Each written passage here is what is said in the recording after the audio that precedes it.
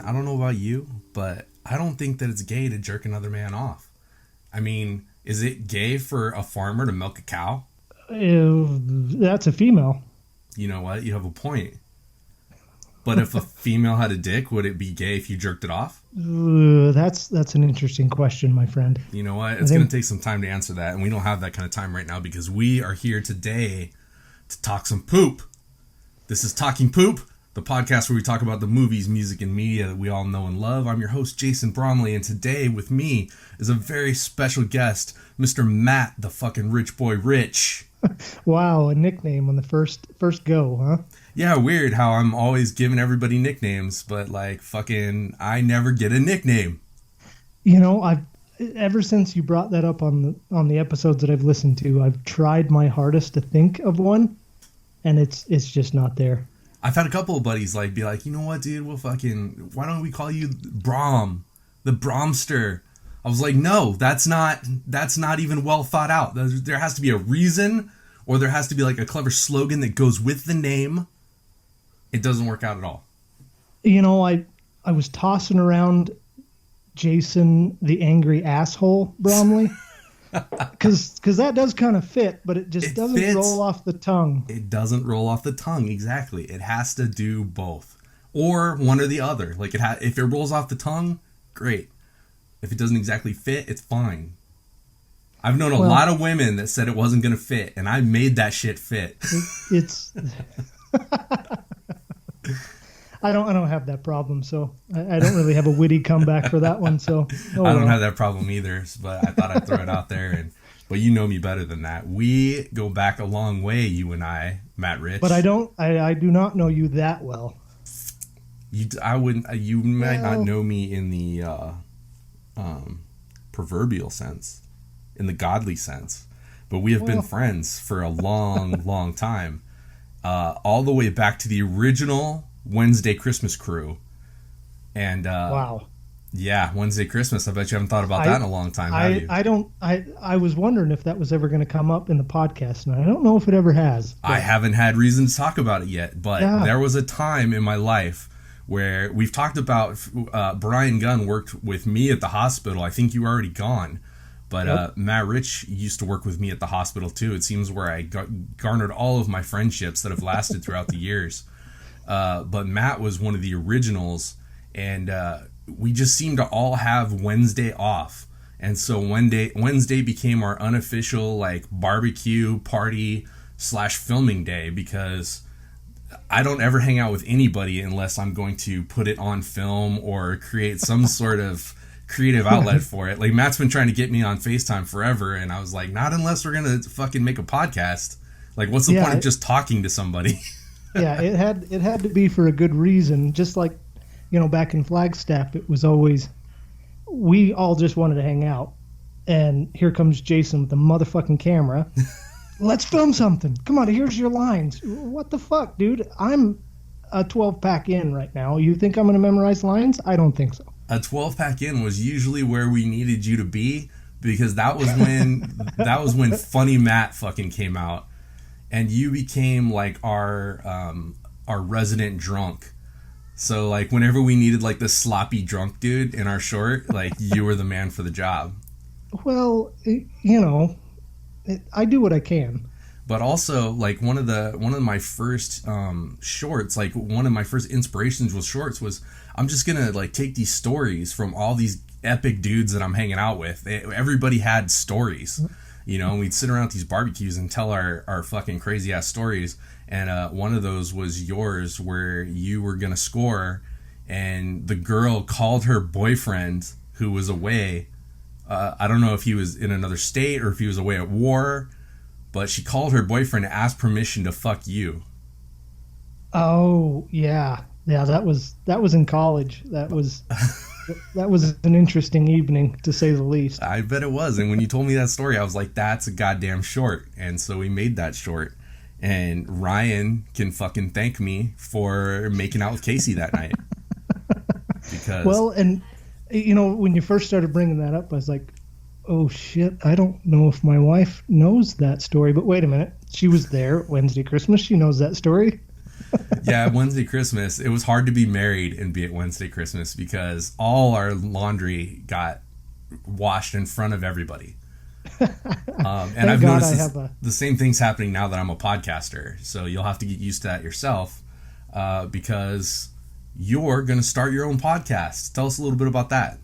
I'm gonna try. I'm gonna do one on being a dad.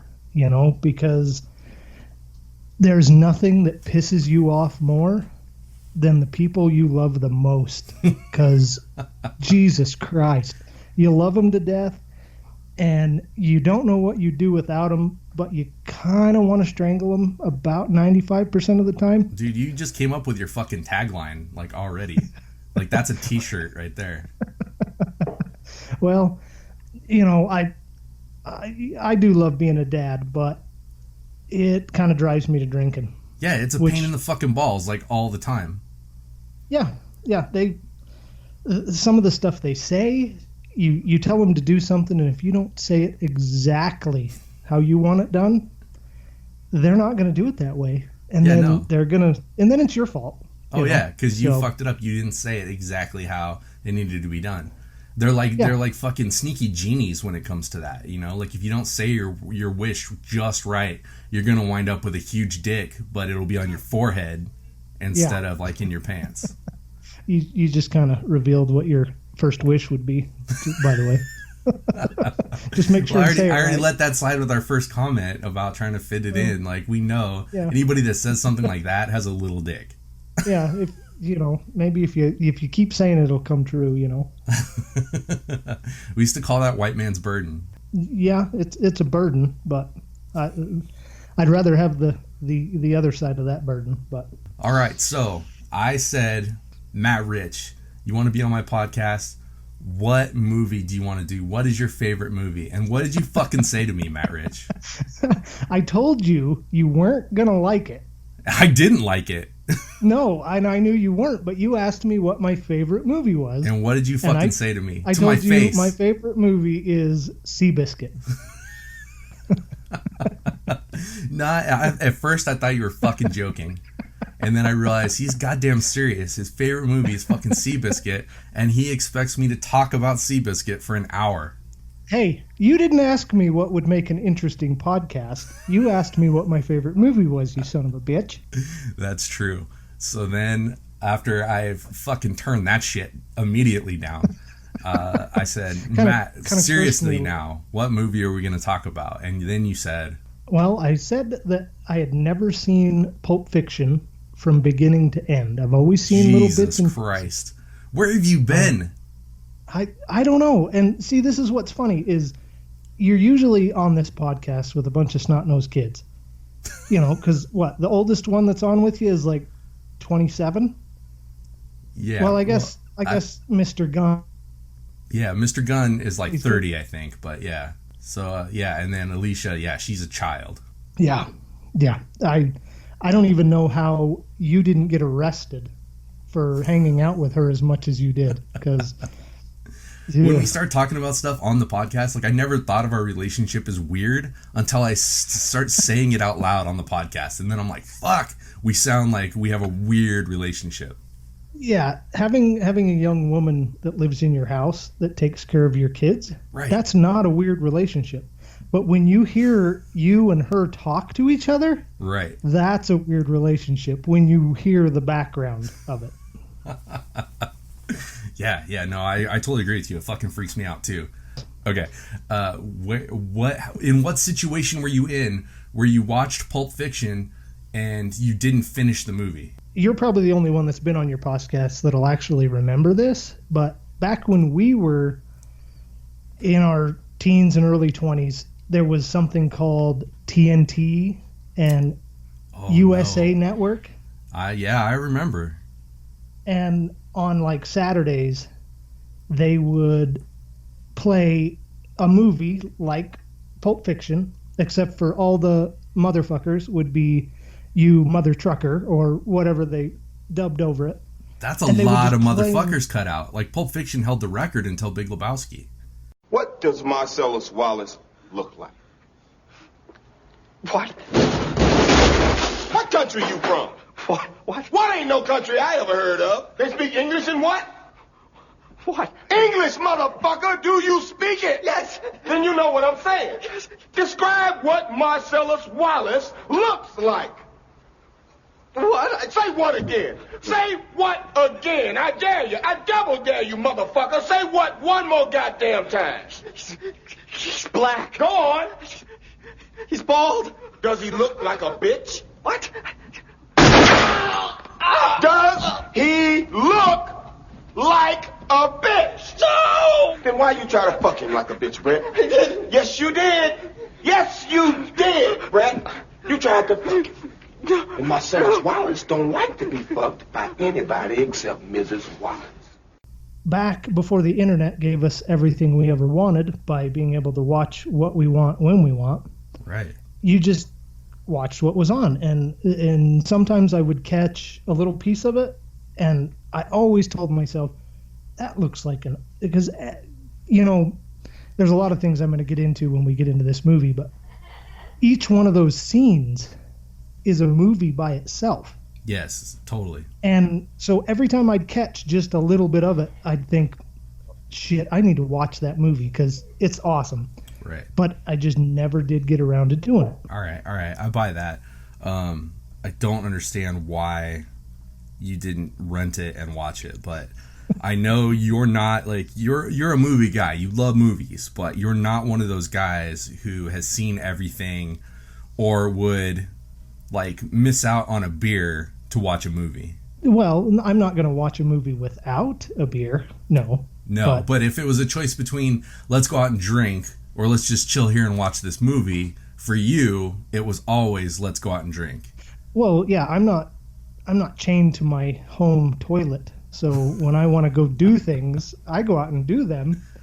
And as the angry anus taught me in Flagstaff, that all the real good fun happened at the what was it, Fox Glen House? Yes.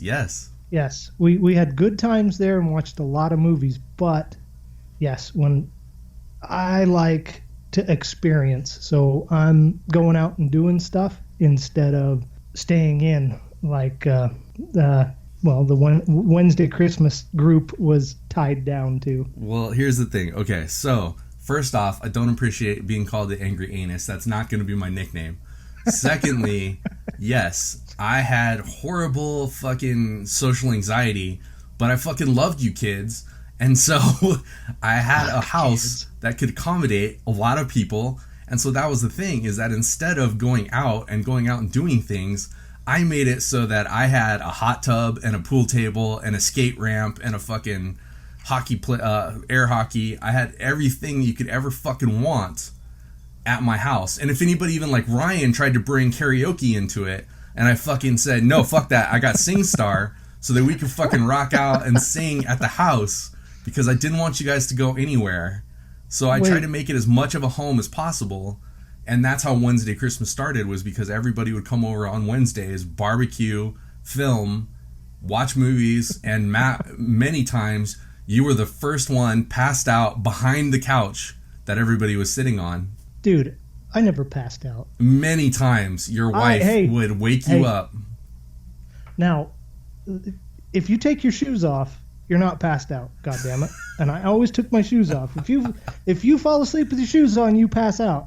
But if you got your shoes off, that is not passing out. That's good life advice. And yeah. I never looked at it that way. Yeah, see, I had a plan the whole time. But yeah. I want to know when the fuck you got an air hockey table. I had it the whole time. We didn't play on it very often, but where the it was fuck there. Was it? It was in the garage right next to the pool table. You never had a goddamn pool table either, you son of a bitch. Yes, you get all the I cool did. shit when I moved away? Maybe. You were the first to move away, so maybe that stuff came after you. I don't remember. But I was pretty sure I had it. I thought you helped me. I thought you were one of the ones that helped me carry it down the street from my parents' house. And we carried it down the street in the fucking dead of night. And we were all intoxicated because it was a Christmas present for my then wife. No. Remember, I was the one that built your skate ramp. You built my skate ramp for my birthday. And then never fucking skated on it. No, because I can't skateboard. I'm a man. I couldn't skate either. So I don't know what the fuck I was doing getting a skate ramp. But you built the shit out of that thing. You even built it, as I remember, I bought all the materials, $2,000 worth, and then you built it twice as wide and half as long as it was supposed to be. And therefore I had a conundrum where I had to decide, do I just have half of a skate ramp, or do I spring for the other $1,000 and build the other half of the skate ramp? Hey, man, I did the best with what I was working with. So I had materials and I put them together, and people rode skateboards on it. I don't know if what I put together was a skate ramp or not, but it was a fucking badass skate ramp. It just cost me way more money than I had intended it to.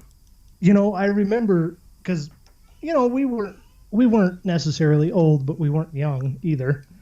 But I just remember the first day that was done and everybody came over.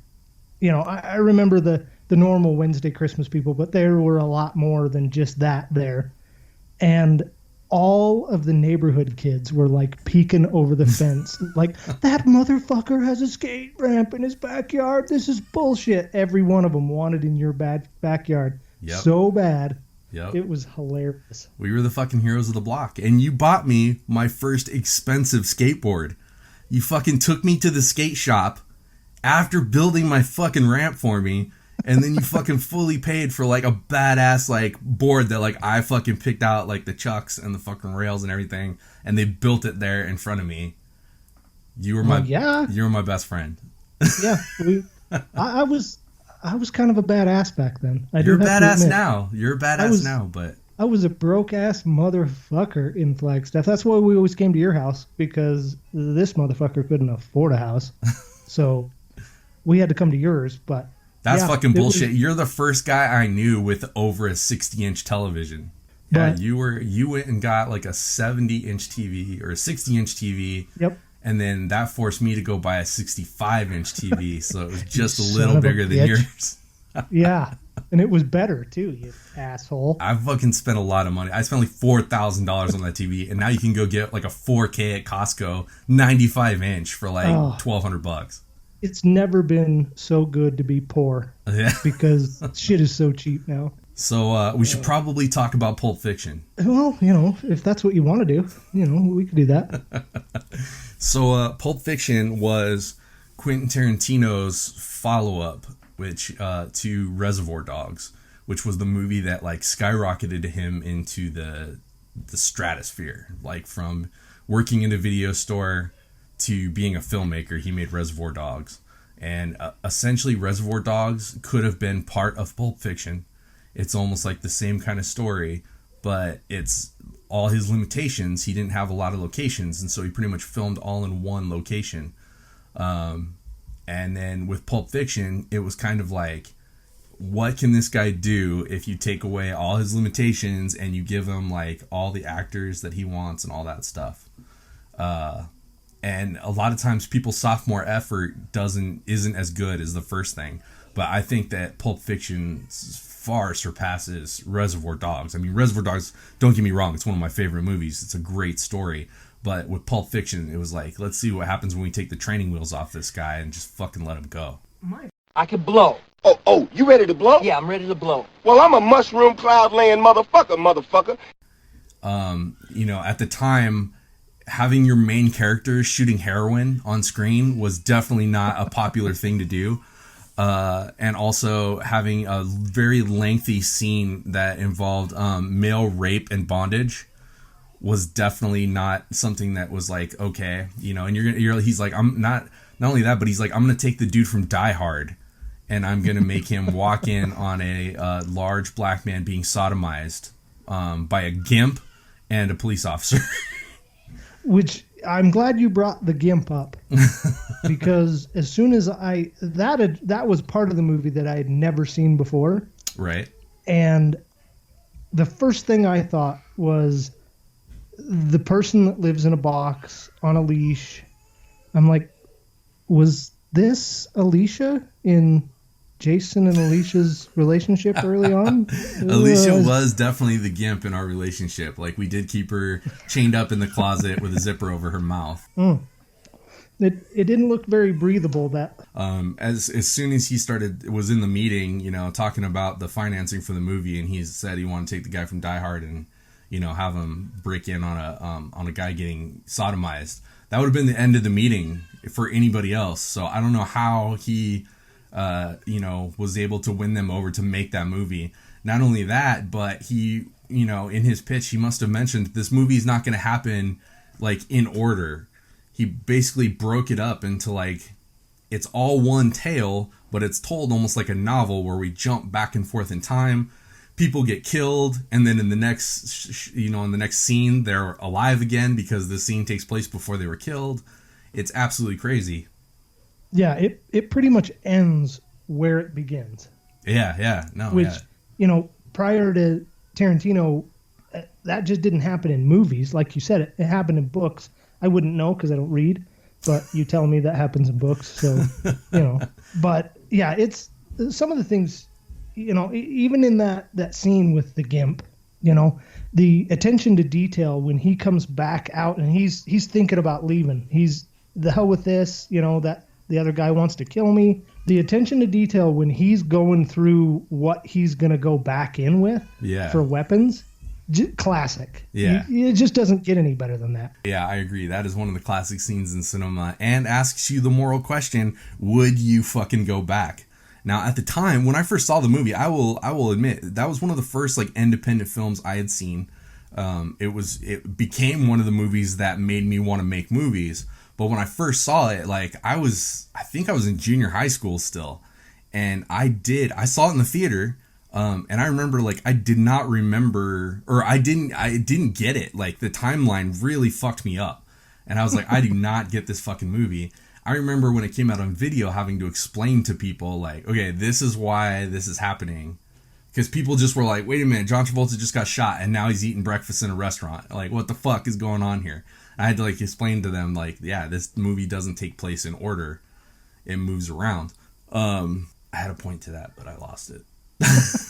Well, see, and that's when I started watching the movie last night, that we said we were gonna do this episode on it. So I sat down and I watched well, let's be honest, I have kids. So I watched the first like 40 minutes of it in bed on my iPhone, which is probably the worst place to freaking watch it. But right. Anyway, I finished it today.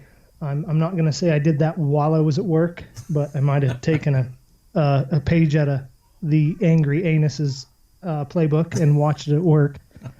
But anyway, if it wouldn't have been for the notes that I was taking while I was watching it in anticipation for doing this podcast, I wouldn't have been able to tell you what the timeline was. Right. It is confusing, especially the first time you see it, because you're trying to piece it together in your mind. I've seen it like 1,000 times, so I could tell it backwards and forwards.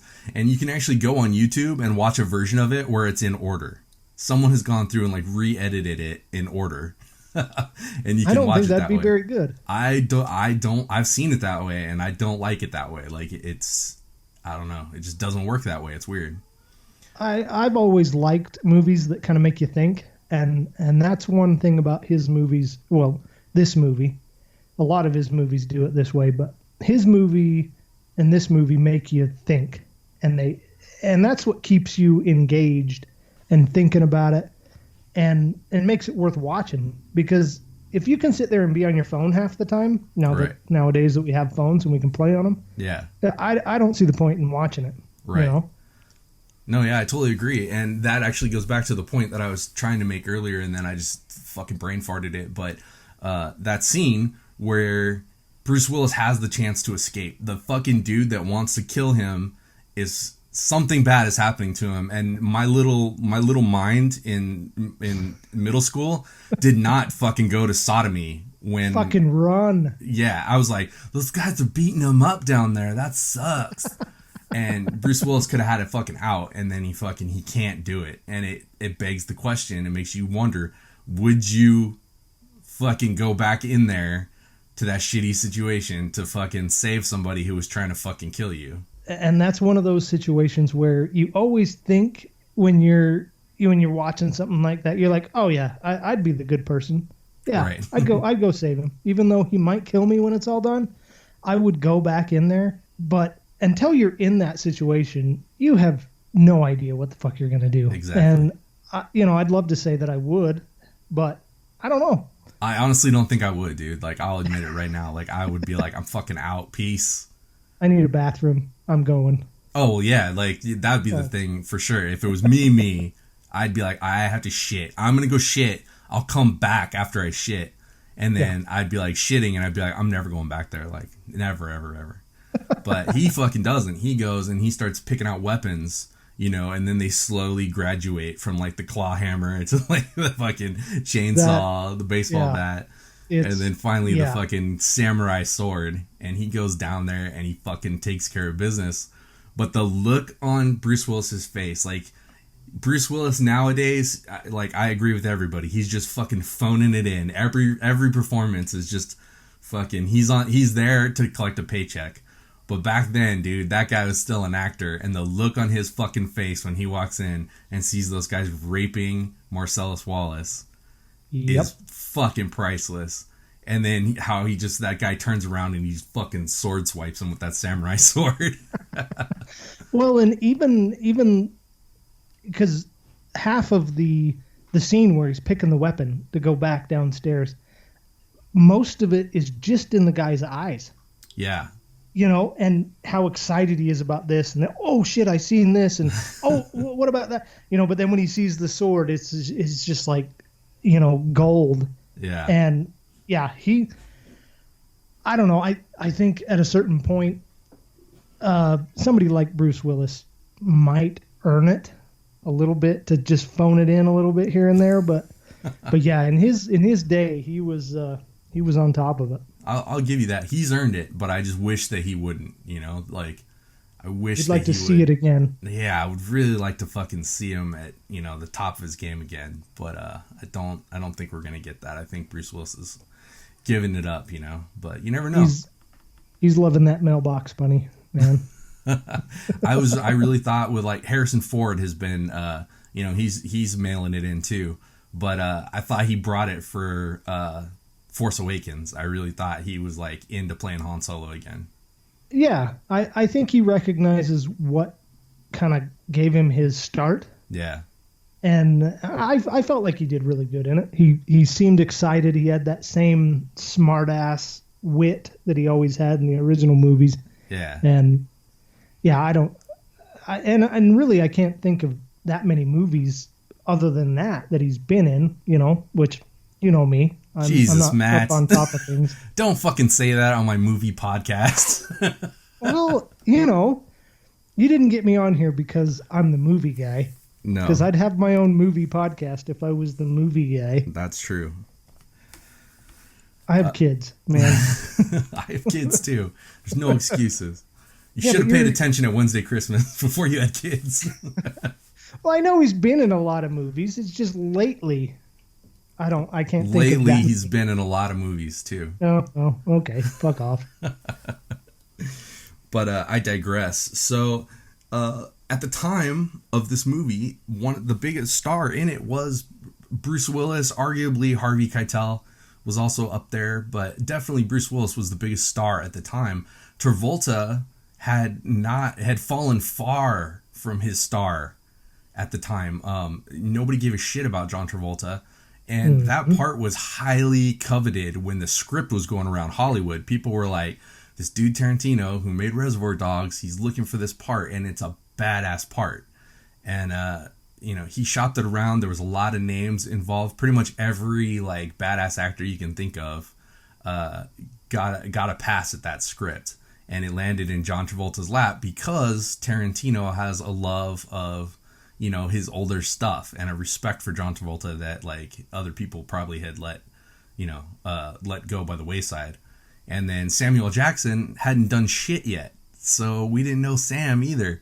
So, but you get fucking pulled in that opening scene when they're riding in the car talking about the fucking Royale with cheese and all the way into the building. We're just watching these guys walk and talk on their way to do some heavy shit. You don't even know what they're on their way to do.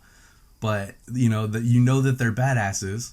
And then they're talking about fucking doing foot rubs and whether or not that's the same as fucking and all that stuff. What's a foot massage? A foot massage is nothing. I give my mother a foot massage. It's laying your hands in a familiar way on Marcellus's new wife. I mean, is it as bad as eating her pussy out? No. It's the same fucking ballpark. Whoa. Stop right there. Eating a bitch out and giving a bitch a foot massage ain't even the same fucking thing. It's not. It's the same ballpark. Ain't no fucking ballpark neither. Now look, maybe your method of massage differs from mine. But you know, touching his wife's feet and sticking your tongue in the holiest of holies ain't the same fucking ballpark. It ain't the same league. It ain't even the same fucking sport. Look, foot massages don't mean shit. Have you ever given a foot massage? Don't be telling me about foot massages. I'm the foot fucking master. You giving a lot of them? Shit, yeah. Got my technique down and everything. I don't be tickling or nothing. Would you give a guy a foot massage? Fuck you. You give him a lot? Fuck you. You know, I'm kind of tired. I could use a foot massage myself. Yo, man. You best back off. I'm getting a little pissed here. and then you get the hint that when John Travolta tells him that he's got to take care of Marcellus Wallace's wife, he's like fucking take care of her, and he's like, no man, like fucking take her out. Then you're like, oh, these guys are fucking hitmen and they're about to go do a hit, and then they go into that room and fucking all hell breaks loose. It's amazing, which is the beginning and once again close to the beginning, close to the end at the same time. Yeah. But yeah, we have a lot to dissect on Travolta in this movie. Uh-huh. But we'll get to that later. But, the whole time I was watching it, I was thinking in my head, I'm like, how the fuck did this guy get all these stars for this movie? Yeah. But then I got to thinking about it, and I'm like, wait a minute, there's really only one, maybe two stars in that, at the time. Right. Now we know who all of, like, I have in my notes, Kathy Griffin. What the fuck? Right. She was in that movie for about 15 seconds, but we all knew who she is now. Yeah. But no, back then nobody knew who the hell she was. But, it kind of brings to the forefront that a good director and a good writer, mostly a good writer, can make or break someone's career. Yeah, for sure. And he's an appreciation of actors, and in that movie there's no part that's just not cast to his specifications. I mean, it's as if it turns every part of your body into the tip of a penis.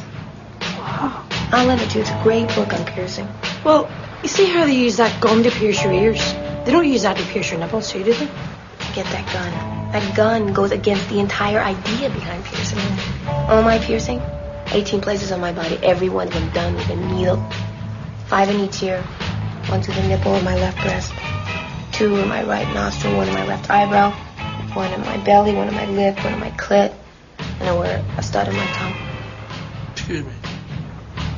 I was just curious, but why would you wear a stud in your tongue? Sex thing. Helps fellatio. We go into that room, and the dude that is that's sitting at the table eating a burger, that's Frank Whaley.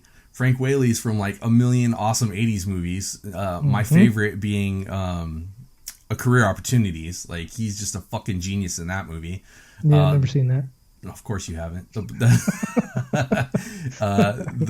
dude playing Marvin, he was from Mad TV. He was a regular on Mad TV. Is that the black dude that got his face blown off in the car? Yes, that's Marvin. Okay, yeah, I recognized him, but I didn't know from where. And then the dude in the bathroom that's holding the gun the whole time, that looks like scared young Jerry Seinfeld. What this. No, okay, I'm glad you said that, because as soon as he come, I'm like, I didn't know Seinfeld was in this goddamn movie. And then he what is the deal with all these guns? Oh, yeah. Okay, I'm glad you said that, because as soon as I saw it, I was like, holy fuck, that's Jerry Seinfeld. But that's Alexis Arquette. That's Rosanna Arquette and Patricia Arquette's brother, who right after that movie had a full sex change and went from Alex Arquette to Alexis Arquette. The guy that was Jerry Seinfeld in that movie? Yeah. That's Patricia Arquette and Roseanne Arquette's brother. And good for him. Yeah. And then he died not that long ago. But yeah, so that was him. So I mean, like, yeah, but there are no like parts in that movie. Like every little part is cast with an amazing actor or actress. You know, Quentin Tarantino always does that with the small little parts, and that's what makes his movies impossible to go to your phone and start fucking around with your phone and that wasn't even a problem when these movies came out. But every performance is important, and everything that's said has been well thought out, and it's in there for a reason, because there's 20 other pages of script that didn't make it into the movie. So only the best is what actually makes it on screen. The thing that Tarantino does, and still fucking does to this day, that's amazing, is that he builds that fucking tension where you know there's a whole lot of talking going on. Some hard motherfuckers are doing the talking, and someone's gonna die at the end of this fucking scene. But we don't know who. He is a genius when it comes to that. You want to know what happens? Yeah. You're going to have to pay the fuck attention. Yeah. You're along for this whole fucking ride, or you don't get any of it. Yeah. Because it is right at the end that comes back around. And the other thing, though, the thing that is so fucking great about what he does as a director and as a writer is that he takes these outside of reality people, like these fucking gangsters and these fucking like hoodlums and robbers and stuff, and then they're talking about like the most mundane, like fucking like pop culture reference shit, you know, but in the same time they're talking about how they're about to murder somebody or rob a place or do this fucked up thing, you know, and it gives it this like sense of fucking cool that nobody else has. And when they try, it just fucking comes off like, this is a ripoff of a Tarantino thing. Let me tell you what Like a Virgin's about. It's all about a girl who digs a guy with a big dick. The entire song, it's a metaphor for big dicks. No, it ain't. It's about a girl who's very vulnerable. She's been fucked over a few times, and then she meets a guy who's Whoa. Time out, Green Bay. Tell that fucking bullshit to the tourists. Toby? Who the fuck is Toby? Like a Virgin's not about some sensitive girl who meets a nice fella. That's what True Blue's about. No, granted, no argument about that. Yeah, like you were just saying, Travolta, through the whole movie, is talking about Amsterdam. Yeah. And how he just got back from Amsterdam. Yeah. He says something about that in every scene except for the one he dies in. Right. And you never hear anything else about it. Why was this gangster from L.A. in Amsterdam? How is he as smart as he is and well cultured as he is? You have no idea. Yeah. But that guy's character is completely built on a well-traveled guy, and it makes no sense for the character that he is, but at the same time, it adds so much to the character that you actually are invested in the character. You want to know what, you know, when the movie's over, you're like, well, what the fuck was the deal with that guy? Right. And that guy and this, you know, it makes no sense and perfect sense at the exact same time. Yeah, no, you make a great point because, yeah, his characters have a beginning, middle, and end that could have been another movie. Like, John Travolta in Amsterdam is a whole nother fucking cool-ass Tarantino movie. Yeah.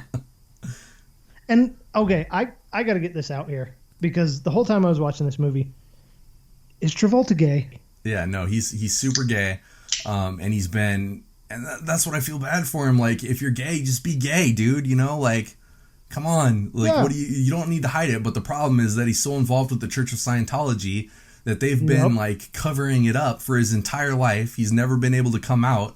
And he's had to, like, live in this fake marriage. And I feel just as bad for Kelly Preston, who's had to live with him being gay, you know, and it's just sad. Well, and the funny part about this movie when it comes to Travolta is when he does the dance scene with Uma Thurman doing the twist contest or whatever the fuck they were doing. He is such a good actor that he's as gay as two guys making out in real life. But he does the white guy dance face to a T. Oh yeah. And gay guys don't do that. Straight guys do that like a sumbitch, and we look like idiots when we dance. And it just shows he's a good actor, you know.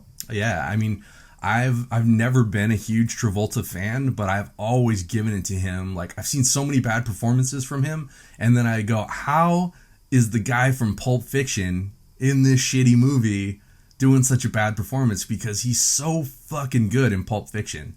Like, he embodied that character so well. And it's an unlikable character. He's a murderer who is a heroin addict. And you root for him the entire time. You feel bad when he gets fucking killed. When he's in a dude's apartment to murder him. And then he gets caught taking a shit. Which is exactly how I would go if I was a murderer. The angry anus strikes again. Yes. And he obviously has irritable bowel syndrome because at the restaurant, he misses the beginning of the robbery because he's taking a shit. Yep. I've got to go take a shit.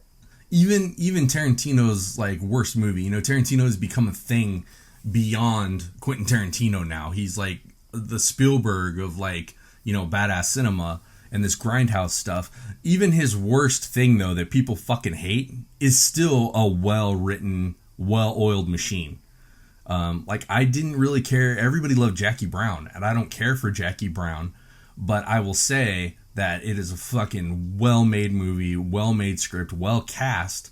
The story just didn't do it for me, like Pulp Fiction did, or, you know, even Kill Bill, or I know you're not a fan of The Hateful Eight, but I really liked The Hateful Eight. I felt like he was really going back to his Reservoir Dog roots, you know, because Hateful Eight is almost Reservoir Dogs, except for in the Old West. You know, and it is true. I'm not a fan of Hateful Eight, but you're right. I can see the writing in it, and the cigarette. I've had too many beers to say that word. Say it for me. You know what I'm meaning. I don't know what you mean. Well, fuck it. The film work, the camera work, the cinematography. There it is. That was the word I was looking for. But, you know, all of that is beautiful. The writing is wonderful. The way he cuts the scenes and ties it all together is perfect. There was just something about that movie that made me think that Tarantino kind of thought, I'm a superstar and I can do whatever the fuck I want, whether it's entertaining or not. Tarantino 100% does think that, and but he's still knocking it out of the park. I can't wait for Once Upon a Time in Hollywood. It looks fucking amazing. I haven't even heard of it. Jesus Christ, Matt! It's the new Tarantino. It's his new movie. Takes place in the Manson 70s in Hollywood with Brad Pitt and Leonardo DiCaprio, and it's gonna be fucking awesome, dude. That's right up my alley. I'm okay with that. It's gonna be sweet, dude. The trailer looks amazing. Margot Robbie plays Sharon Tate, the actress that Charles Manson killed. It's gonna be amazing. But I digress. You mentioned tying it all together, and that's something that sets Tarantino apart from other people too. Is that all his movies and all of his different things are all tied together by these little things that he weaves throughout his scripts that are so cool, you know, like the Nails cigarettes are something that all the characters that smoke Nails cigarettes. And whenever you see anybody go into a fast food restaurant, they're at Big Kahuna Burger, you know, and that runs through even From Dusk Till Dawn. When George Clooney gets out of the car and he went to go get burgers, on the bag, if you look close enough, you can see it's a Big Kahuna Burger that they're eating. Which Big Kahuna Burger is the place they talk about in Pulp Fiction when they bust into the room and the dude's got the briefcase. So it's those little things that make everything feel special. It creates these little Easter eggs that run throughout his movies that, as a huge fan, you can look forward to. And as somebody like you, who's like a casual observer, like after us talking about this now you can go, when you see a Quentin Tarantino movie, you can go, oh, the fucking Nailed Cigarette, oh, Big Kahuna Burger, you know? And then another one is his appearing in all of his movies, just like Alfred Hitchcock. But instead of like Hitchcock, who would just like give a little smile and a wink to the camera, Tarantino puts himself in like the most awesome characters in his movies. Well, isn't it Django that he gets blown up? Yes, yes. I've absolutely loved that movie. I think one of the hardest ones for me is to deal with, other than Jackie Brown that I don't care for, but Inglourious Bastards has some of the best fucking shit I've ever seen in a movie, and some of the worst, most boring shit I've ever seen in a movie, you know? I have a love-hate relationship with Inglourious Bastards. Inglourious Bastards gave us Christoph Waltz. Yes. Which if I'm not gay, but I'm pretty sure I might go down on that dude because he is badass. Wow. Like I've heard dudes talk about like going down on Thor and stuff, but I've never heard anybody be like, I want to go down on Christoph Waltz. No, but think about it. In Inglourious Bastards, that guy acts in 2 different languages. Yeah. That is so, I mean, if you really think about it and break that down, that is so hard to do. Yeah. Well, and he's such a horrible fucking dude in Inglourious Bastards. And then even in that one, you see like his comedic side. But then in Django, you really see like his comedic side come out and you're like, fuck, man, this guy's versatile. Well, and in Django, he was like the good guy.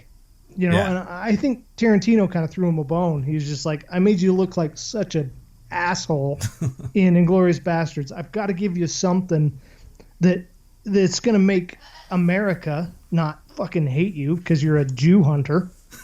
Right. So, you know, I don't know. I love that guy. And, you know, if you really put the numbers to it, he's made some of the best actresses and actors in Hollywood. Yeah, he has created careers. He reestablished John Travolta's career. His career was dead, and he made him a fucking superstar again. He created Samuel L. Jackson, who went on to be Samuel L. Jackson in every fucking movie, including all the Marvel movies. He's still Jules from fucking Pulp Fiction. He was Jules from Pulp Fiction with a purple lightsaber in Star Wars, for Christ's sakes. Like, he's gone on and done big things with the character that Quentin Tarantino created for him. Well, and that's what's funny is it's Samuel motherfucking Jackson. Yeah, exactly. And that comes from Tarantino's movie. Exactly. You know? And that's another thing that reminds me of that whole movie. The whole time I was watching it today and last night, it's a shame that movie couldn't be made today. Yeah, no, it can't. With all the political correctness bullshit and all these fucking snowflakes out here, that, you know, you can't say one thing without, you know, offending this person or this group or this nationality and all this. And Tarantino's the only one that kind of sits back and says, fuck it. I'm going to make the movie that I want to make. And when it comes out, I'm sure a lot of people do the offended mom. But at the end of it, they're just like, okay, that was worth it. Yeah. Yeah, no. And, you know, he's come under a lot of heat for like his unapologetic violence in his movies. It's fucking insane, you know? And I've seen him in an interview with this dude where he was like, what about the violence in your movies? And he's like, no, I'm not even gonna fucking talk about that. Like, he's like, it's that's in my movie, and like, I don't have to fucking tell anybody what I think about the violence in films and how that relates to violence in real life. He's like, fuck you, it's a fucking movie, you know? And I respect him for not apologizing for his shit. Me and Brian Gunn were just talking about on the Dave Chappelle episode that we just did, that he's like the only guy in the world, the only white guy in the world that like has like the N-word. He's been like grandfathered into the N-word, like where he can say it unapologetically and get other people like Leonardo DiCaprio to say it many times on screen. I expected a lot more violence in Pulp Fiction, right? Because I've seen his movies that he makes today. It's like every contract he signed for a different movie, he's just like, all right, what the fuck are you motherfuckers going to let me do now? Yeah. And he just ratcheted it up. The greatest thing about Quentin Tarantino and his curse is that he has to one-up himself all the time. And he started off with, you know, a scene of a dude getting shot by accident in the face and blowing his fucking guts all over the inside of a car. and then spending the third act of a movie dealing with that situation, you know? But the thing is I wonder if when he made Pulp Fiction, he wanted to show the guy getting shot in the face. Oh, yeah, because in his later movies, he would have. Yeah. No, they made a full, like, cast of, like, the bottom jaw with the teeth in it and then the fucking hole, dude. Okay. And you can see that in, like, the deleted behind-the-scenes stuff. Like, he wanted to show it, yeah. And they wouldn't let him. They would have given him an NC-17 had he had that in there. Yeah. Once the guy gets successful enough and society quits being bitches, now, you know, Django and Inglourious Bastards and Hateful Eight, you know, I'm not necessarily a delicate little snowflake, but some of those scenes I had to look away for because they're kind of scary. Yeah, there's some gnarly shit in there, you know. And like I said, he's having to one up himself, and he gave himself a high bar to hit. Before we get any further, though, I do want to talk about that scene with Christopher Walken because holy shit, dude. That is probably my favorite scene in all of cinema. You know, people talk about, like, I love fucking Citizen Kane because Orson Welles gave such a performance. And I'm like, I don't give a fuck about Citizen Kane. I ain't gonna sit through that boring shit. My fucking shit is when Christopher Walken in one shot is goddamn doing 10 pages of dialogue about a watch that was up a dude's ass. And up his own ass. And up his own ass. And he's giving it to the guy's son like nothing is happening. He's like, this is normal. My grandfather during the First World War. It was bought in a little general store in Knoxville, Tennessee. Made by the first company to make wristwatches. Up till then, people just carried pocket watches. It was bought by private doughboy Orion Coolidge on the day he set sail for Paris. This was your great-grandfather's war watch, and he wore it every day he was in that war. And he'd done his duty, went home to your great-grandmother, took the watch off, put in an old coffee can, and in that can it stayed. Till your granddad, Dane Coolidge, was called upon by his country to go overseas and fight the Germans once again. This time they called it World War II. Great-grandfather gave this watch to your granddad for good luck. Unfortunately, Dane's luck wasn't as good as his old man's. Dane was a Marine, and he was killed, along with all the other Marines at the Battle of Wake Island. Granddad was facing death. He knew it. None of those boys had any illusions about ever leaving that island alive, so 3 days before the Japanese took the island, your granddad asked a gunner on an Air Force transport named Wanaki, man he'd never met before in his life, to deliver to his infant son, who he'd never seen in the flesh, his gold watch. 3 days later, your granddad was dead, but Wanaki kept his word. After the war was over, he paid a visit to your grandmother, delivering to your infant father his dad's gold watch. This watch.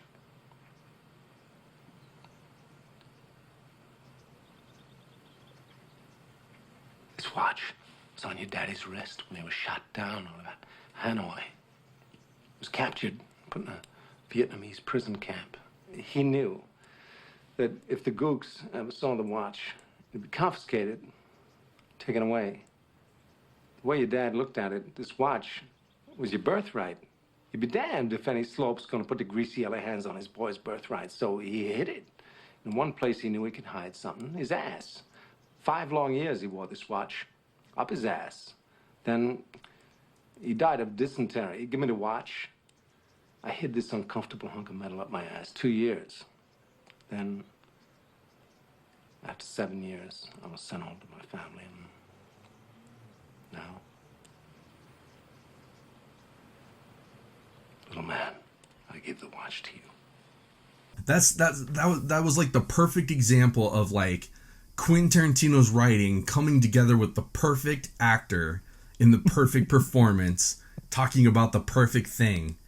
And I could just watch that scene just on its own over and over and over again.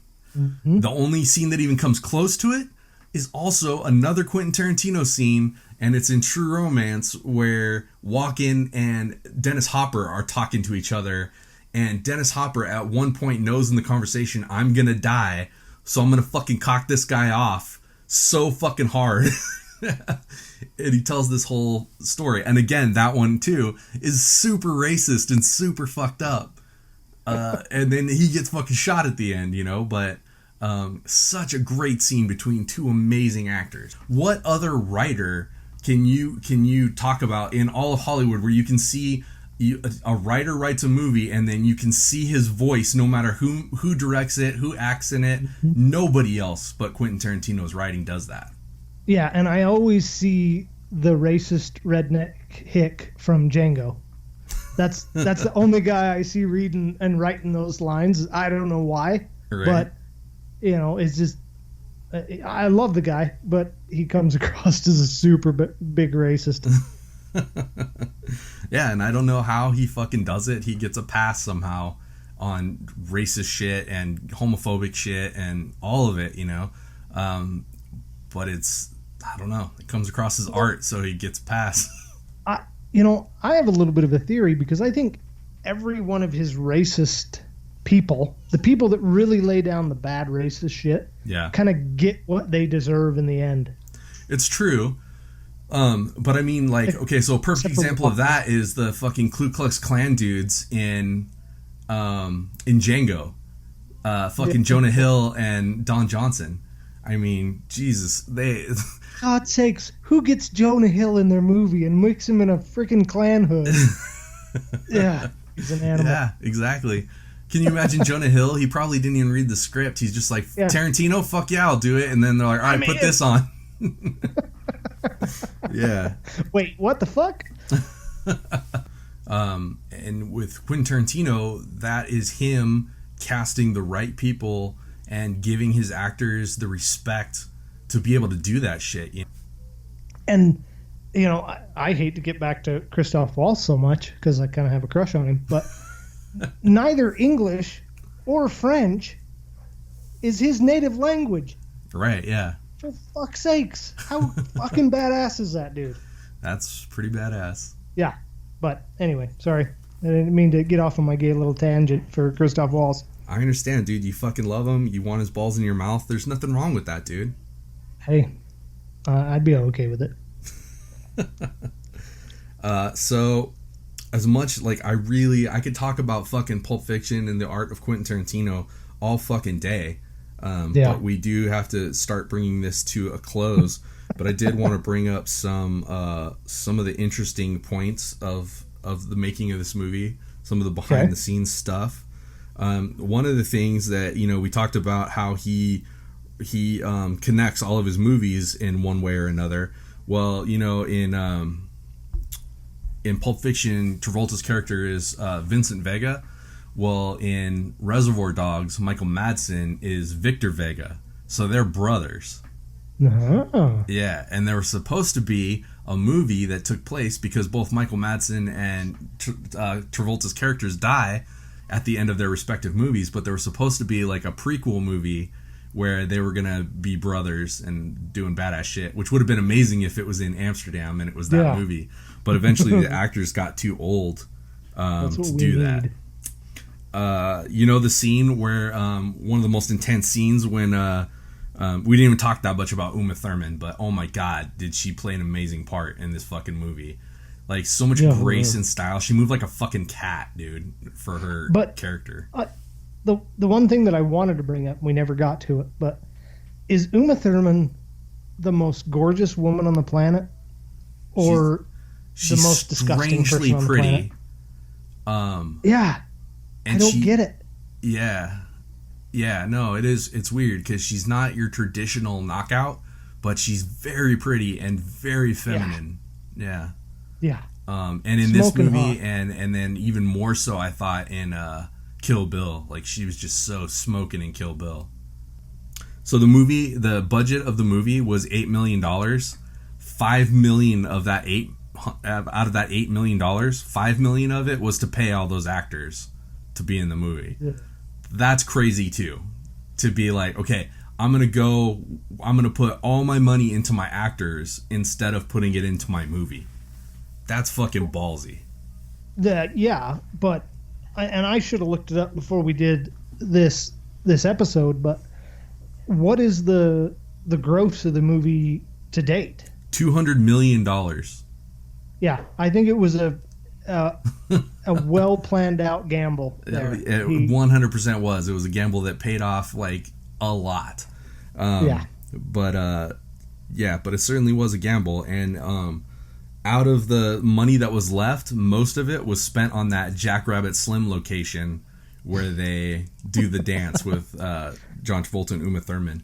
And is that place real? No, it was totally made up for the movie. And that's the thing. You were like, for something that crazy with those fucking cars as the tables and everything, like you'd be like, that has to be a place in LA that he fucking knows about. Nope, they fucking built it from scratch.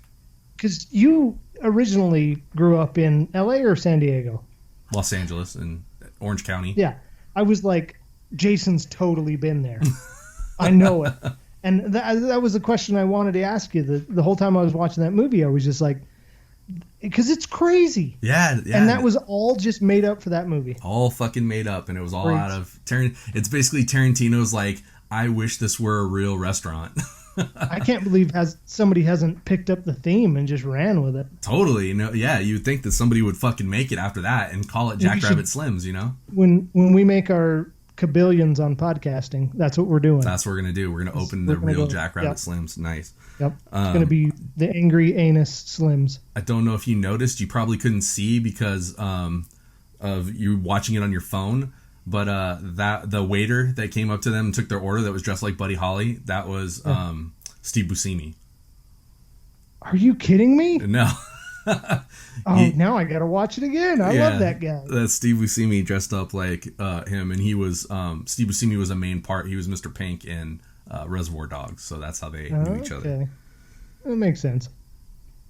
When they talk about they have a whole thing where Travolta talks about like somebody fucking keyed his car when he's going in to buy the drugs. Yep. He's like, you just don't fuck with a man's vehicle. That is Quentin Tarantino said that was Butch that keyed his car. So Bruce Willis keyed John Travolta's car.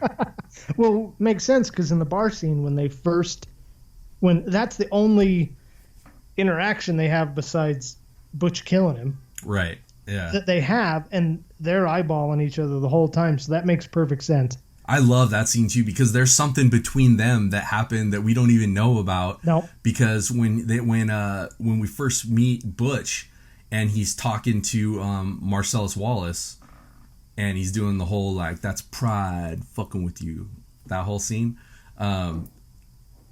Freaking Travolta is eyeballing fucking the shit out of Bruce Willis during that whole scene. So, but you don't even know why. It's one of those great things where you're just like, yeah, dude, that's so fucking cool. The word fuck is used 265 times in the movie.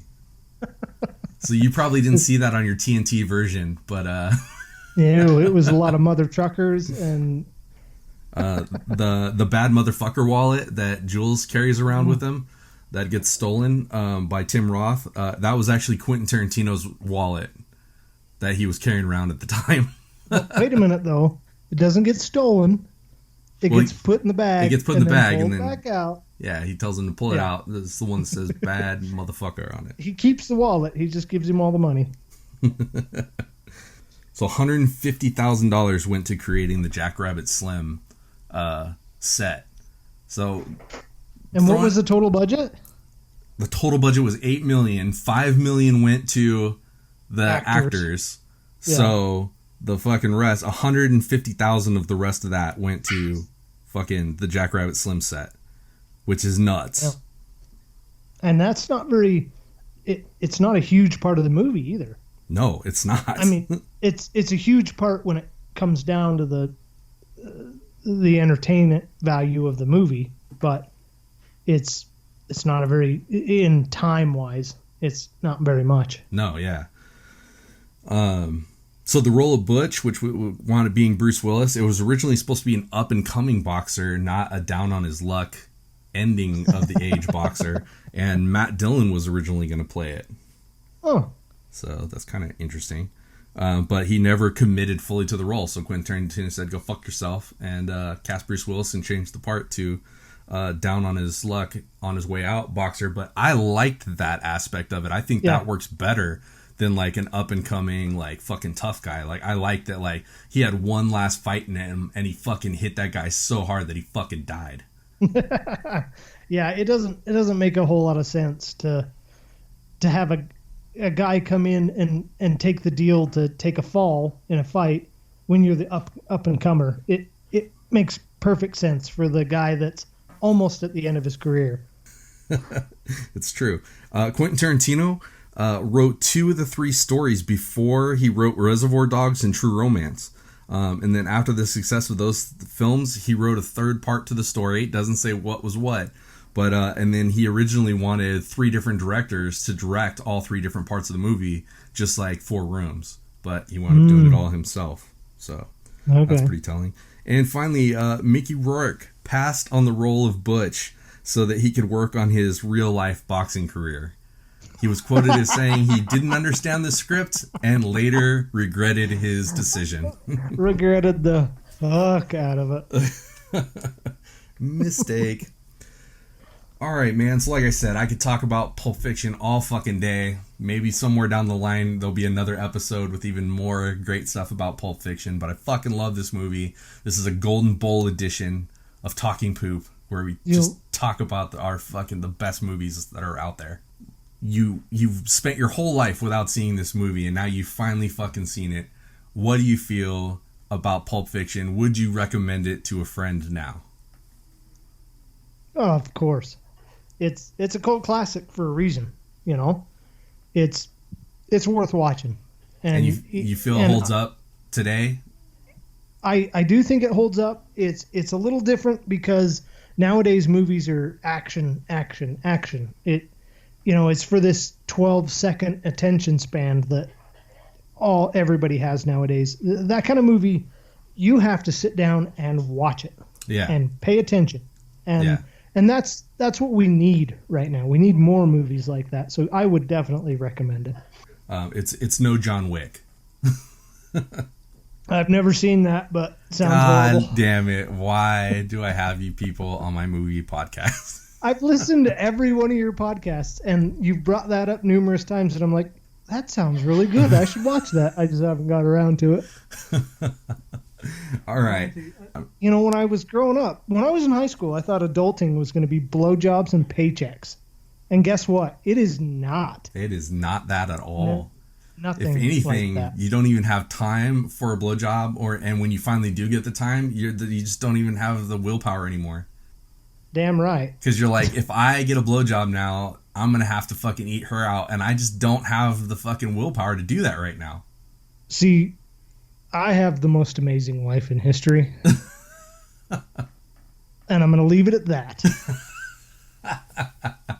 All right, so this is the point in our show where we talk about things that we are digging on and things that we are not so much digging on.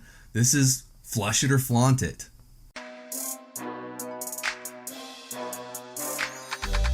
I love it. I fucking hate movies. I love it. You flush it. I flaunt it. As my guest, Matthew, would you like to go first? Sure. All right, let's hear it. What is your flaunt it for this week? The flaunt it. Now, I have kind of an interesting flush it and flaunt it. I'm doing it on the same thing. Okay. What? Yeah. This is a first for Talking Poop. Unprecedented. But, okay, my flaunt it is, and I don't know if you've even watched it. I know I haven't heard you mention it in any episodes, but The Tick. Dude, The Tick Amazon is my Prime. fucking... This is another first. You picked my flaunt it for this week. Dude, I love The Tick. It's super dry humor, but it's hilarious. And, you know, the old cartoon, I never really could get into it. I knew about it. Yeah. But I couldn't quite get into it. But the way Amazon or whoever, you know, I mean, I know it's on Amazon, but I don't know who put it out or... Right. But it's hilarious. Yeah. It is so fucking good. I loved the old cartoons, too. I've been a Tick fan forever, all the way back to the old comic books, you know, that they were doing. And it just has this off sense of humor that is of its own. Like nothing else is like the Tick's humor. And it's a superhero. It's about a superhero that doesn't know where he's from or how he became a superhero. He just one day is a superhero. His city is the city. Yep. And he has this little accountant dude who wants to be a superhero who becomes his sidekick, Arthur, who has a special moth suit that allows him to fly, but everybody thinks he's a bunny because he has these long moth ears. And I love, when you're, and it's a testament to visual effects, but there are no lines or anything involved, but the Tick's little antennas crack me the fuck up the whole time I'm watching. Their own. They act all by themselves. Yes. It tells you what he's thinking, and it's hilarious. But anyway, I love the Tick, and I don't know how well known it is or how popular it is, but I hope it gets more popular so they bring it back because they just finished the second season, and that brings me to my Flush It. Okay. Because Jason, when we were growing up, a TV show, when you started watching it and you decided you loved it, it was 30 minutes and very rarely an hour. Mm-hmm. And you watched it, and it was the greatest. And then you had to wait a motherfucking week to watch another one. Yeah. Well, what we always said when we were kids was, God, I wish I could just watch them all at once. Yep. Well, the goddamn internet has given that to us. Yes, it has. And I fucking hate it. Because season 2 of The Tick came out, a month ago? Yeah, just about a month ago. About 3 weeks ago, I finished the motherfucking second season. Right, yeah. So it's bullshit because the internet gave us everything we ever wanted, and we realized that we can't handle it. It's like the old Spider-Man thing. With great power comes great responsibility. Well, I fucked it up. I can't handle the power, and I shouldn't be given that ability to watch it all at once because I will. I'll stay up until 2 o'clock in the morning when I got to work the next day to watch the whole season, and then when I finish it, I'm so pissed off because I got to wait even longer. It's going to be at least a year. There was a year between season 1 and season 2. I know it took forever, but that's because I watched the first season in like 18 hours. I know, you just knock it out and then it's fucking over, and then you're like, what? It's like you're waking up from a dream. You're like, how did this happen to me? Yeah. So I totally understand where you're coming from. And another thing that it does is that like there's a lot of shows that I'm like, that looks like an awesome show. Like right now, my wife is into the Handmaid's Tale, and she's watching that, and I'm like like I'll come in and I'll be like, oh, that looks pretty fucking good, but I'm like, I'm like, how many episodes are in a season? And she's like, I don't know, like 12. And I'm like, okay, so I'm doing the math. I'm like, okay, so 12 hours of my life for a season times 4 seasons that I got to catch up on, and then however fucking many seasons this thing goes till. Yeah. I'm like, I don't know. I don't have that much commitment. You might as well wait a couple years and then watch it. Yeah, no, she's already like halfway through season 2, so there's no me catching up to her. So, okay. So I guess that'll just bring me then, since you've already stole my Flaunt It for the week, that'll just go straight to my Flush It. My Flush It is by the way, so I did want to say this about The Tick real quick, is that it's available on Amazon Prime.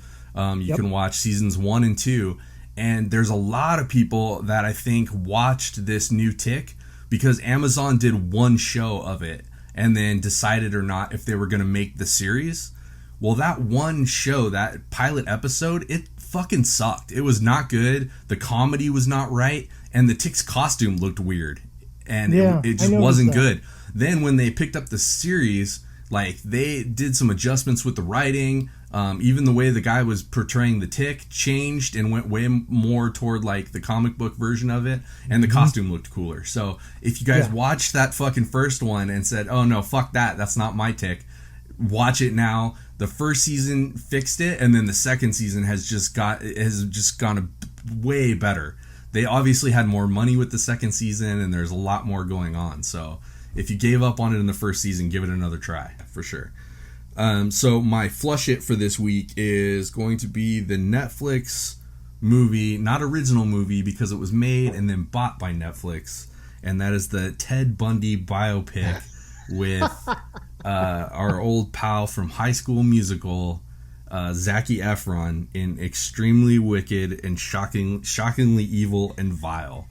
That movie should be called Extremely One-Sided, Shockingly False, and Total Horseshit, because that is exactly what that fucking was. Have you seen it? No, I've been wanting to watch it, but my old lady, she's got to watch it with me. So I can't watch it without her, and so we got to find a time to watch it at the same time. Now, I can't take away from what Zac Efron did. I'm not a hater of Zac Efron. I think he's a fucking awesome actor. I don't give a shit. I don't give a shit that he did High School Musical. Like, I don't hold that against him because he was fucking awesome in Baywatch. He was so funny in that shit. Even though that movie was fucking a bomb, it was fucking funny. And he put in a really good performance. And then Neighbors, fucking forget about it, dude. 1 and 2. He's so fucking good in that movie. Oh, I love him. So I had nothing against him. I do think that he kind of like looks like Ted Bundy. And, like, he does so much with his fucking eyes, dude, where he's just like, oh, dude, he's fucking crazy. But the problem is that they took Ted Bundy, one of the worst, most vile, disgusting fucking pieces of shit in the entire world, and tried to make him fucking cute. And he was not cute. See, but I think you're looking at it wrong. Okay, so I understand. The movie is done it's based on the book by Ted Bundy's girlfriend, and it's all through her perspective, which I understand. But my problem with it is just that. She is a fuck-up, deluded fuckhead, too, because she was fucking around with this dude and didn't realize that he was such a fucking psychopathic turd. She never noticed it, and she fucking stuck with him till the end. She's the most deluded bitch in the entire world. So to make a fucking movie based on her deluded ass is the wrong way to go. I haven't seen it yet, but I know the story really well because I'm so into true crime podcasts. So am I. And I know Ted Bundy's story well. Crazy. But he was so fucking charming.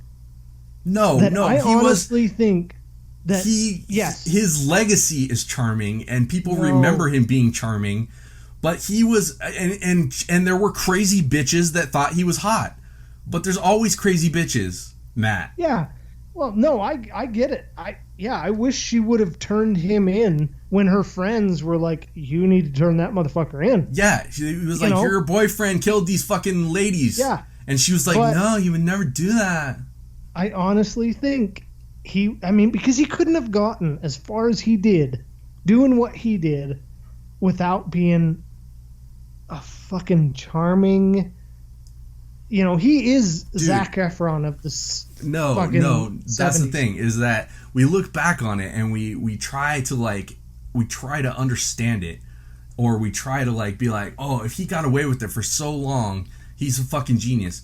If you look at, you said you're into true crime, every fucking serial killer is a fucking dumbass turd who fucking fails forward until they're eventually caught. There's no serial killer who isn't caught.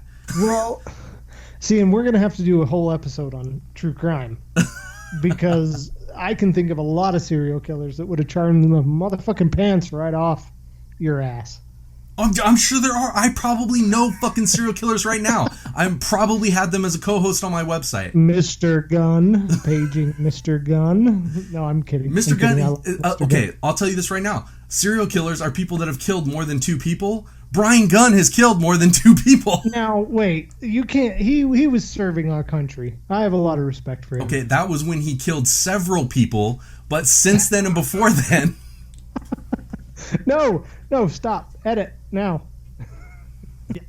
Yeah. I felt that the movie was pretty boring because they cut out all the good stuff, which then later on infuriated me because I was like, what is the point of this movie? Because I'm like, if they're trying not to demonize him early, anybody who knows who Ted Bundy is that's watching the movie because they know who Ted Bundy is, he's already demonized. We already know his whole story. I felt like they took a lot of the stuff, a lot of the crazy stuff, and made it watered it down, and they took real life events and made it less crazy than it happened in real life.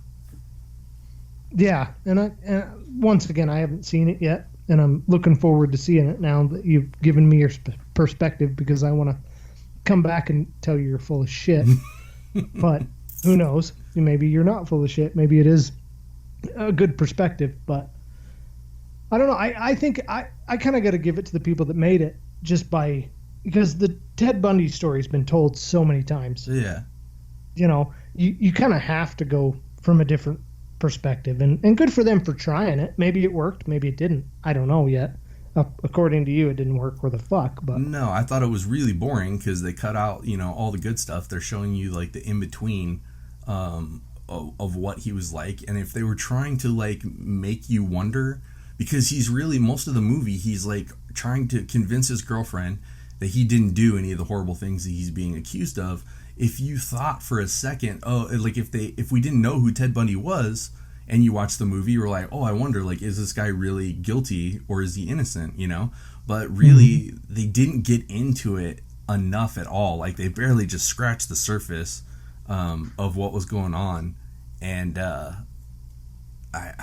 just thought that they did a poor job with it. And I thought that without the context of the horrible things that he did, that's where, like, cute Zac Efron comes into it and muddies the whole thing and makes Ted Bundy look like a like a compassionate character, or like you should have sympathy for him. Yeah, feel bad for him. Yeah, because of what happened to him and how it didn't work out with this girl. No, fuck him, dude. How many lives did he ruin, And without them showing him doing that, then you don't have any...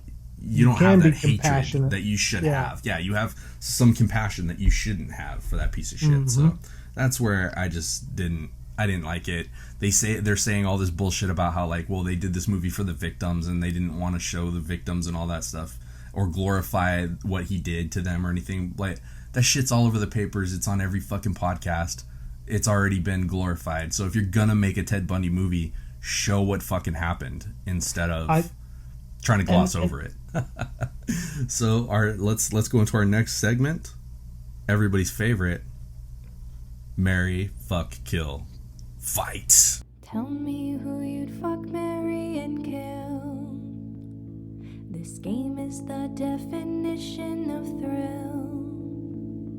You have to pick, you have to choose. If you don't, you will lose. Tell me who you'd fuck, marry, and kill. Who you'd fuck, marry, and kill. Fight. Oh, fuck, I forgot about this. Oh, I knew you forgot about this. Okay, so you got to choose between your fuck, marry, kill, and fight. And here are your choices. I got to write them fucking you're down. Gonna probably write this down. Brian always writes it down. He takes this shit dead serious, so I expect you to as well. Okay, your first choice is Mia Wallace, which was Uma Thurman. Okay. Marcellus Wallace, who is Ving Rhames. You fucker. Jules, who is Samuel L. Jackson. Okay. Or Butch, Bruce Willis's character. So you're marrying or fucking a dude because that's how I set it up for you. Well, you did me a little better than you do the other two that you usually have in your podcast. Yeah, Brian always gets all dudes. He gets 4 dudes. And Alicia always gets all women. Well, but for Alicia, that's okay. She seems like the kind of girl that could swing both ways and be okay with it. Alicia's been around several people's blocks. That's all I'm going to say about that. People's plural. But anyway, I love your other guests on your podcast, so I don't want to make it sound like that I'm talking mad shit that I kind of am. But okay, I'm gonna marry Uma. I think I'm gonna fight Samuel L. Jackson, because at that point in his career, he wasn't Samuel motherfucking Jackson. He was a bad motherfucker, though. He was, but I still think I could have got a couple lucky punches in before he kicked my ass. Yeah, he's gonna stand over you and give you that Ezekiel speech for sure. And I'm totally gonna be cool with that. But at least I could get a couple lucky ones in, because he just wasn't motherfucking snakes on a motherfucking plane. That's true. Yet. He wasn't there yet. But so that now leaves you I've with got two hard choices now. You gotta fuck, or you gotta kill. Well, I think I'm gonna kill Butch. Butch beat a man to death, Matthew, with his bare hands. I know, but at this point, I have no rhyme or reason. So, since we did do that movie where you played the boxer who was drinking and smoking, and then punched our friend Nate Dogg, who is the buffest dude I've ever met, and you knocked him out in one punch. So, and I'm a big old schlubby guy that I am, and yeah, I appreciate that. You're welcome. It made me look really good, which is funny because I was the only one in the scene that had actually ever boxed. And old Nate, son of a bitch, and eating goddamn Twinkies and looking like he fucking lives in the gym. That seriously, asshole. all I ever saw that dude eat was rotten meat and ice cream, and he was the fucking fittest dude I've ever met.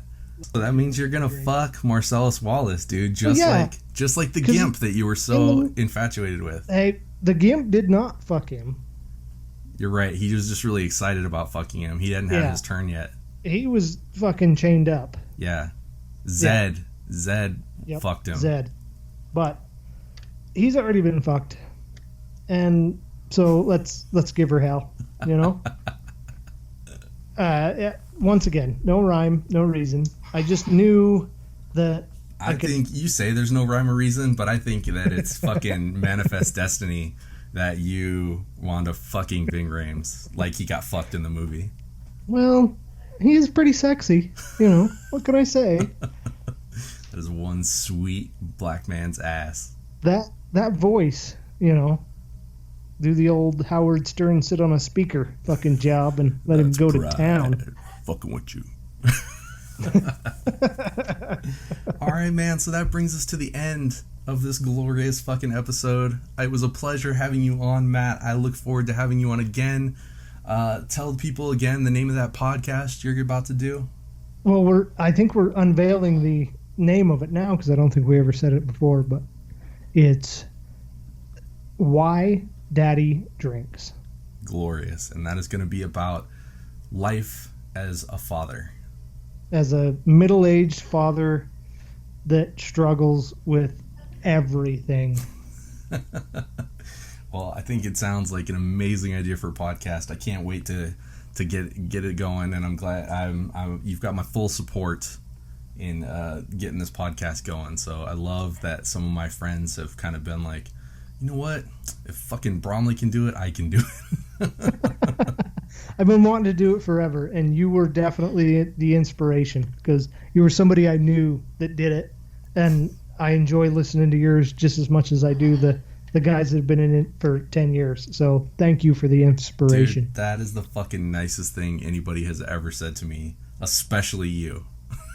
Well, I'm an asshole most of the time, but just this once I decided to be nice. Well, I thank you, sir. Like I said, it was a pleasure to have you on.